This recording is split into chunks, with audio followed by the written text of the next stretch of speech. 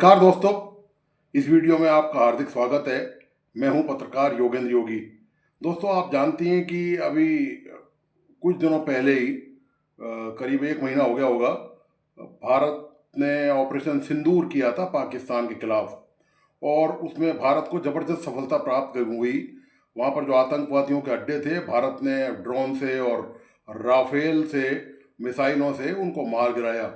पाकिस्तान में बड़ी हाय तबाह मची थी इस मुद्दे को लेकर और युद्ध जब स्थगित हो गया उसके बाद भारत ने पूरी दुनिया को बता दिया और भारत ने अपने देश से जो मेंबर ऑफ पार्लियामेंट हैं उनको भेजा पूरी दुनिया में पाकिस्तान की करतूत उजागर करने के लिए कि पाकिस्तान किस तरह से आतंकवाद को पल्लवित पोषित कर रहा है और किस तरह से पाकिस्तान पूरे दुनिया के लिए एक खतरा बन चुका है बहुत पहले से। ये तमाम बड़े अंतर्राष्ट्रीय स्तर के जो घोषित आतंकवादी हैं जिनको संयुक्त राष्ट्र संघ ने भी जिनके खिलाफ जिनको आतंकवादी माना है वो पाकिस्तान में छिपे हुए हैं, चाहे वो अजहर मसूद हो या दूसरे और जो आतंकी हैं वो पाकिस्तान में उनका ठिकाना है। तो ये पाकिस्तान ने भी दावा किया है ऑपरेशन सिंदूर के बाद कि उसने भारत के राफेल मार गिराए और भारत को उसने नुकसान पहुंचाया है और उसको उस जीत को उसने अपनी इस जंग को जो कुछ दिनों तक ही चली थी वो उसको अपनी जीत के तौर पर उसने देखा। उसकी मदद भी करी तुर्की ने और चीन ने। इसके बावजूद भी पाकिस्तान की दरअसल अब ये युद्ध समाप्त तो काफ़ी दिनों पहले हो गया है।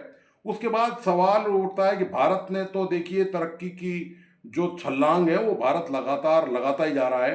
अभी जो है वो आपको पता ही है कि भारत ने पूरे नए नए रिकॉर्ड विश्व में बनाए हैं और लगातार भारत इस तरफ अग्रसर है और पूरी दुनिया में भारतीयों का पताका फहर रहा है। झंडा जो है पूरी दुनिया में लहरा रहा है भारतीयों का। शुभांशु शुक्ला का नाम तो आप सब जानते ही हैं। शुभांशु शुक्ला स्पेस स्टेशन पे रह के आए हैं और स्पेस स्टेशन पर रहने वाले वो दूसरे भारतीय अंतरिक्ष यात्री बन गए हैं। इससे पहले राकेश शर्मा जो थे वो स्पेस स्टेशन पर गए थे और अब जो है उसके बाद शुभांशु शुक्ला ने ये रिकॉर्ड स्थापित किया है और शानदार और सफल यात्रा उनकी रही है और पूरी दुनिया में भारत का लोहा माना जा रहा है, भारत का डंका बज रहा है कि किस तरह भारत विज्ञान की दुनिया में, तकनीक की दुनिया में, अंतरिक्ष की दुनिया में और तमाम टेक्नोलॉजी की जो दुनिया है, चिकित्सा का चाहे वो क्षेत्र हो, चाहे वो मैनेजमेंट का क्षेत्र हो, आप देखिए कि जितनी भी बड़ी बड़ी अंतर्राष्ट्रीय कंपनियां हैं उनके सब सीईओ भारतीय हैं। तो मुद्दा दरअसल आज का ये है कि ये ऑपरेशन जो सिंदूर है ये इसको ख़त्म हुए काफ़ी अरसा हो चुका है, करीब महीने भर से ऊपर हो चुका है। उसके बाद से भारत जो है वो लगातार अपने पंख फैलाए जा रहा है और तेज़ी से तरक्की के रास्ते पर है। चाहे वो हमारी जीडीपी का मामला हो, महंगाई दर इस बार सबसे सस्ती रही है यहाँ पर भारत में, और भी जो तमाम है नए इन्वेस्टमेंट की बात है, उद्योगों की बात है, वो तमाम भारत में बहुत तेज़ी से आ रहे हैं। भारत अमेरिका से जो टैरिफ का मामला है वो सुलझाने में जुटा हुआ है और तमाम तरह की इस तरह के जो अच्छे जो बिजनेस के लिए जो ग्राउंड चाहिए देश को, वो उसकी तरफ भारत लगातार बढ़ता जा रहा है। लेकिन सवाल इस बात का उठता है कि ऑपरेशन सिंदूर के बाद भारत तो जैसा पहले था वैसे ही है, लेकिन पाकिस्तान का क्या हुआ? आखिर पाकिस्तान की सूरत हाल क्या है? पाकिस्तान में क्या चल रहा है? ऑपरेशन सिंदूर के बाद पाकिस्तान का हुआ क्या? पाकिस्तान किस रास्ते पे जा रहा था और अब किस रास्ते पर है और उसका भविष्य क्या होने वाला है? मैं आपको बताता चलूँ, ऑपरेशन सिंदूर से पहले पाकिस्तान ने 22 बार आईएमएफ से कर्जा लिया है। यदि वो एक बार भी कर्जा नहीं ले तो उस पूरी तरह से कंगाल हो जाएगा और वो डूब जाएगा। तो आईएमएफ उसको बार बार जो है वो कर्जा दे रहा है, लेकिन सशर्त अपनी शर्तों के साथ कि वहाँ पर भ्रष्टाचार कम हो, वहाँ पर टैक्स की दरें बढ़ाई जाएं। जो टैक्स की दरें तो पाकिस्तान की सरकार लगातार बढ़ा रही है अपने नागरिकों पर, पाकिस्तानियों पर, लेकिन जहाँ तक भ्रष्टाचार मिटाने की बात है वो वहाँ पर कुछ होते हुए उसमें नज़र नहीं आता। भ्रष्टाचार पाकिस्तान में ज़बरदस्त तरीके से व्याप्त है, भारत में भी भ्रष्टाचार व्याप्त है, मैं इससे इनकार नहीं कर रहा हूँ, लेकिन इस तरह नहीं है कि यहाँ पर जो है वो अंधा पीसे और कुत्ता खाए, वो वाला सीन नहीं है। भारत में निगरानी होती है, भ्रष्टाचारी पकड़े भी जाते हैं। आपको पता है कि सीबीआई और ईडी जो एजेंसी हैं उन्होंने बहुत भारी भरकम खुलासे किए हैं, बहुत भारी रैकेटों का उन्होंने पर्दाफाश किया है। जो फाइनेंस के जो वित्तीय जो घोटाले अपने देश में हो रहे थे उन पर अरसे से लगाम लगी हुई है। कोई विगत एक दशक के दौरान कोई भी ऐसा बड़ा मुद्दा सामने नहीं आया है आर्थिक घोटाले का कि किसी विभाग ने या किसी कंपनी ने बहुत भारी घोटाला कर लिया और वो बच निकला हो। लेकिन पाकिस्तान में ऐसा नहीं है। पाकिस्तान में आज भी बदहाली का शिकार है। ऑपरेशन सिंदूर के बाद और बुरा हाल हो गया है पाकिस्तान का। पाकिस्तान की आवाम जो है दोस्तों, उनको ऑपरेशन सिंदूर से अब कोई लेना देना नहीं बचा है। वो अपनी रोजी रोटी का जुगाड़ कर रहे हैं। उनका सोचना ये है कि आज रोटी सुबह मिली है तो रोटी शाम को मिलेगी कि नहीं मिलेगी।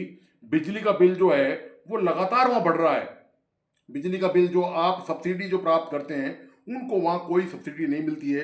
एक एक परिवार का बिजली का बिल आप कल्पना कर सकते हैं। मजदूरों का बिजली का बिल, एक गरीब सब्जी वाला, ठेले वाला, एक चाय वाला, एक पान वाला, उसका बिजली का बिल 20,000, 25,000, 30,000 रुपये तक आता है। आप सोच सकते हैं क्या 25-25, 30-30 हज़ार रुपये यदि बिल आए। हमारा बिल जो साधारण बिल है, जो मतलब आम लोगों का बिल है, वो 1,000, 2-4 हज़ार रुपये से ज़्यादा किसी भी राज्य में नहीं आता है। लेकिन ये पाकिस्तान की सूरत हाल है। तो मैं पाकिस्तानियों के मुंह से ही आपको उनकी सूरत हाल दिखाना चाहता हूँ कि वो इस बारे में क्या कहते हैं।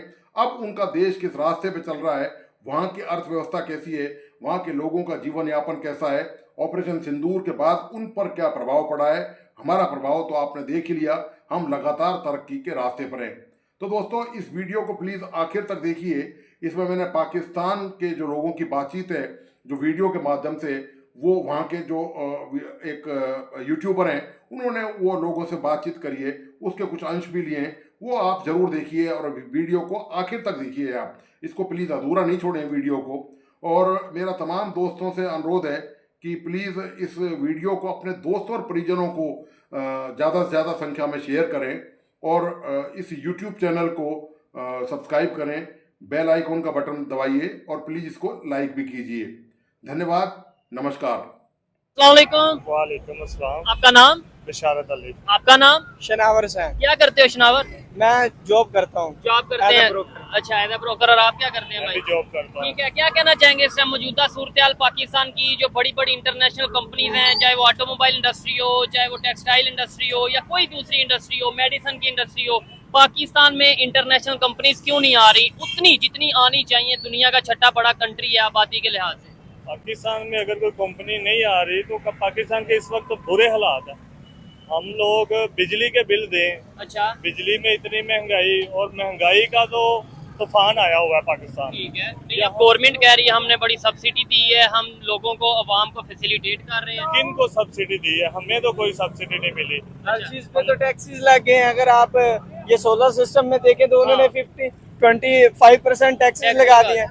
तो ये मजीद उनके जो बिल में रिलीफ दे रहे थे उन्होंने इधर से पूरा कर लिया अपना बजट। ठीक है, लेकिन एक बात है ना, भाई ने भी बोला, आपने भी बोला, टैक्स तो हर कंट्री में है दुनिया के। कोई एक कंट्री बता दो जो टैक्स फ्री है, मतलब कि उधर टैक्स है ही नहीं। दुबई में सुना लेकिन है वो उतना रिलीफ भी तो दे रहे हैं ना। देखिए, अगर हम चाइना को देख लें तो इतना उन्होंने अपनी अवाम को रिलीफ दिया हुआ है कि हर बंदा जो है वो तकरीबन 40 साल तक काम करता है, उसके बाद वो फ्री हो जाता है। यहाँ तो बंदा पैदा होता है तो उससे ऊपर कर्जा है। ठीक है, नहीं इधर जैसे भी मेरा सवाल ये था कि इंटरनेशनल कंपनीज पाकिस्तान में क्यों नहीं आ रही?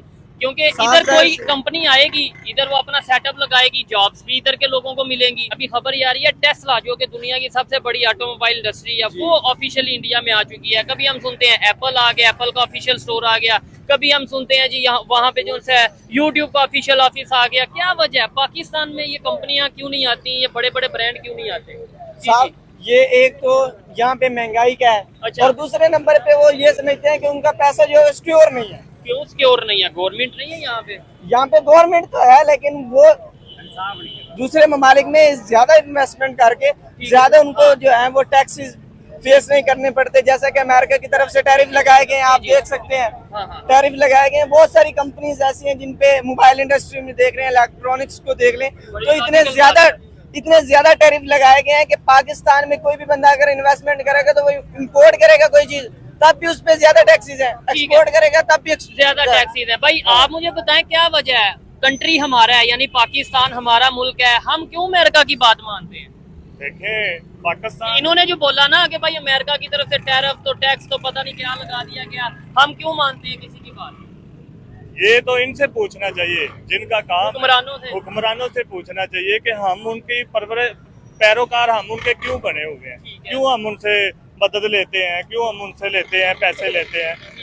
पैसे इसलिए लेते हैं ना कंट्री को चला सके। साफ जाहिर सी बात है, अगर हम अमेरिका की बात नहीं मानेंगे तो वो जो हमें पैसे दे रहे हैं, फंड दे रहे हैं वो उन्होंने बंद कर देना, और हमारा मुल्क जो फंड पे ही चल रहा है फिलहाल, वो खत्म हो जाएगा। तो जैसे